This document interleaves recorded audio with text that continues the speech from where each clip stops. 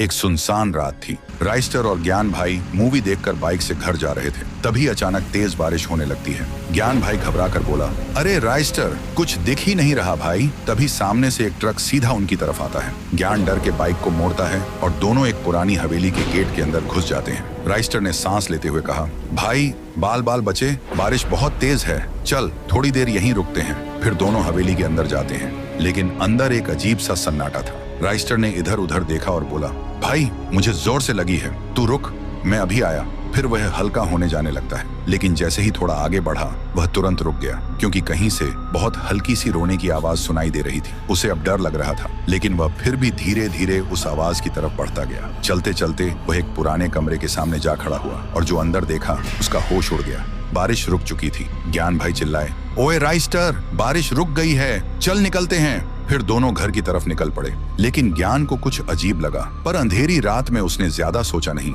अगली सुबह गांव में मेला लगा था, सब मस्ती में थे। तभी वहां हाथ में एक तलवार लेकर राइस्टर आया और सीधा लोगों पर टूट पड़ा। एक एक को तलवार से काट रहा था। गांव में भगदड़ मच गई, हर तरफ लोग मरे पड़े थे। उधर ज्ञान भाई न्यूज देख रहा था। राइस्टर ने गांव पर हमला कर दिया। देखते ही वह चौंक गया और तुरंत बाइक लेकर तबाही वाली जगह पहुंचा। वहां का मंजर देखकर उसकी रूह कांप गई। राइस्टर लोगों को कैद करके रखा था और लोग चीख रहे थे।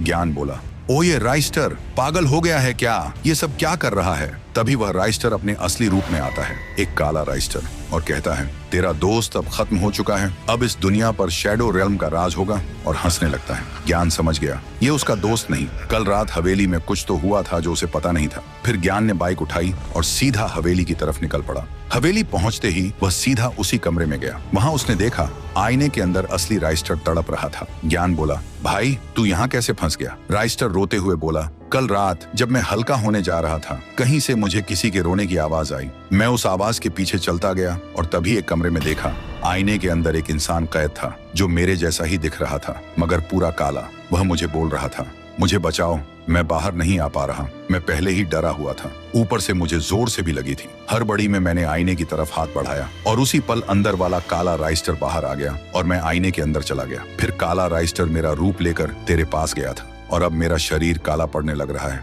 ज्ञान भाई बोला, फिक्र मत कर भाई, मैं हूं ना। फिर ज्ञान भाई ने वहां पड़ी लोहे की रॉड उठाई और पूरी ताकत से आईने पर वार किया।